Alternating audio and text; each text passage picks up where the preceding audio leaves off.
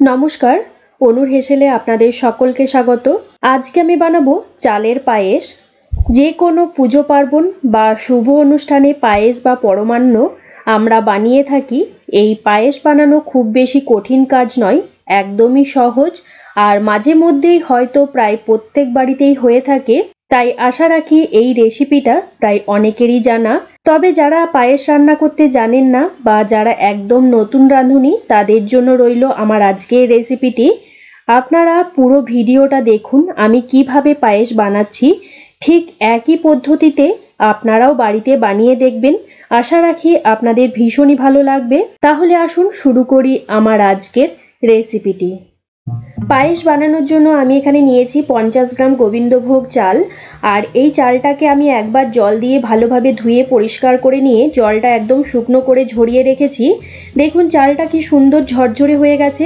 আপনারা চালটা ধুয়ে জলটা ঝরানোর জন্য একটা পাতলা সুতির কাপড়ের ওপর রেখে বা খবরের কাগজের ওপর রেখেও জলটা শুকিয়ে নিতে পারেন। এবার আমি এই চালের মধ্যে দেব 1 চা চামচ ঘি। ঘিটা চালের মধ্যে ভালো করে মাখিয়ে নেব। এতে করে কি হবে, গরম দুধের মধ্যে যখন চালটা দেব তখন চালটা দলা পেকে যাবে না বা একটার গায়ে একটা লেগে যাবে না। চালের মধ্যে ঘি ভালো করে মেখে নিয়েছি। এখানে নিয়েছি 25 গ্রাম কাজু আর 25 গ্রাম কিশমিশ। আমি আগে থেকে জলে ভিজিয়ে রেখেছি মোটামুটি 30 মিনিট। এবার চলে যাব মেন রান্নায়। গ্যাসে একটা কড়াই বসিয়ে নিয়েছি, এতে দেব 1 লিটার দুধ।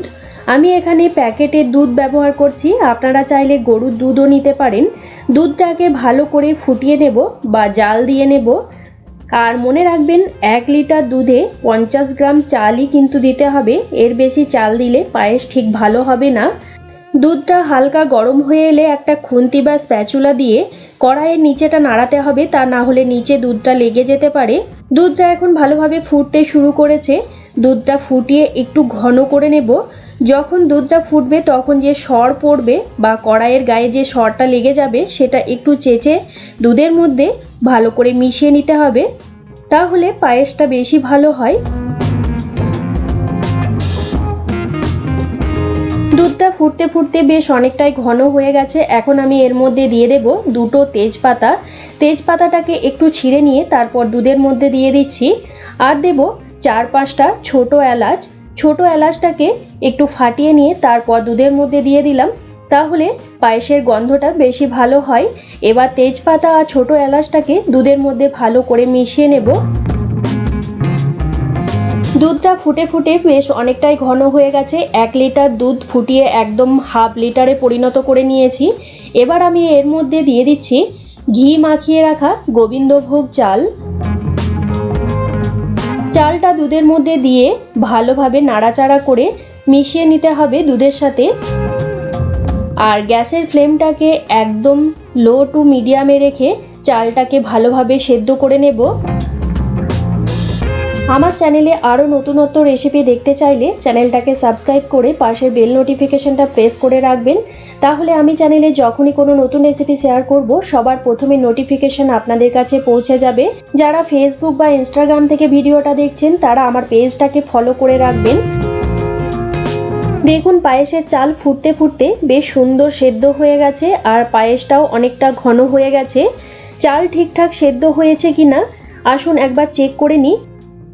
দেখুন আঙুল দিয়ে এইভাবে চাপ দেওয়ার সাথে সাথে ভাতটা কি সুন্দরভাবে ভেঙে যাচ্ছে, মানে পায়েসের চাল একদম পারফেক্ট সেদ্ধ হয়ে গেছে। এখন আমি এর মধ্যে দিয়ে দেব 2 টেবিল চামচ কনডেন্স মিল্ক। আপনাদের কাছে যদি কনডেন্স মিল্ক না থাকে তাহলে কোনো ভয় পাবেন না, কনডেন্স মিল্ক না থাকলে শুধু চিনি দিয়েও বানাতে পারেন।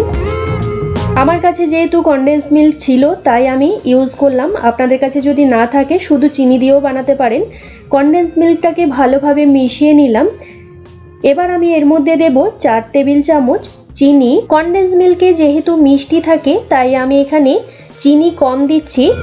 আপনারা যদি শুধু চিনি দিয়ে বানান তাহলে যতটা চাল নেবেন ঠিক তার ডবল চিনি দেবেন। আর যদি কেউ এর থেকে বেশি মিষ্টি পছন্দ করেন তাহলে তার বেশি দিতে পারেন। মিষ্টিটা আপনারা আপনাদের পছন্দ মতো দিয়ে নেবেন।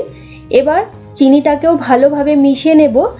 চাল ঠিকঠাক সেদ্ধ হওয়ার পরেই কিন্তু মিষ্টিটা পায়েসের মধ্যে দিতে হবে।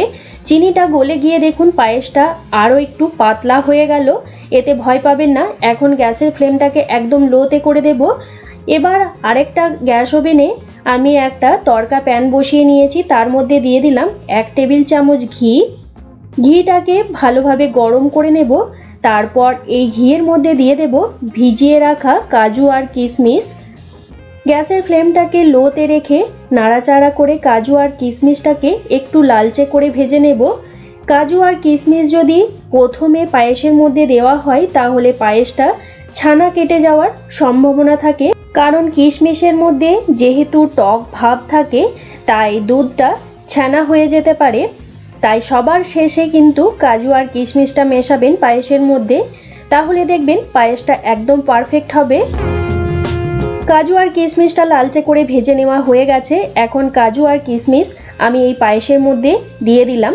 এবার ভালোভাবে মিশিয়ে নেব। ব্যাস তৈরি হয়ে গেল আমার আজকের রেসিপি চালের পায়েস। দেখুন পায়েসটা দেখতে কতটা লোভনীয় হয়েছে। পায়েসটা ঠান্ডা হওয়ার পর আমি সার্ভ করব। ঠান্ডা ঠান্ডা পায়েস খেতে বেশ ভালো লাগে। আমার মতো কে কে পায়েস খেতে ভালোবাসেন আমাকে অবশ্যই কমেন্ট করে জানাবেন। আর আমার আজকের রেসিপিটা কেমন লাগলো অবশ্যই জানাতে ভুলবেন না। একটা লাইক করবেন। আমার চ্যানেল যদি এখনও সাবস্ক্রাইব করা না থাকে তাহলে সাবস্ক্রাইব করে পাশের বেল নোটিফিকেশনটা প্রেস করে অল অপশানটা প্রেস করে রাখবেন। তাহলে আমি চ্যানেলে যখনই কোনো নতুন রেসিপি শেয়ার করব সবার প্রথমে নোটিফিকেশন আপনাদের কাছে পৌঁছে যাবে। যারা ফেসবুক বা ইনস্টাগ্রাম থেকে ভিডিওটা দেখছেন তারা আমার পেজটাকে ফলো করে দেবেন। তাহলে বন্ধুরা আজকের মতো এই পর্যন্ত। আবারও কোনো নতুন রেসিপি নিয়ে হাজির হব আপনাদের কাছে। আপনারা ভালো থাকবেন, সুস্থ থাকবেন। ধন্যবাদ।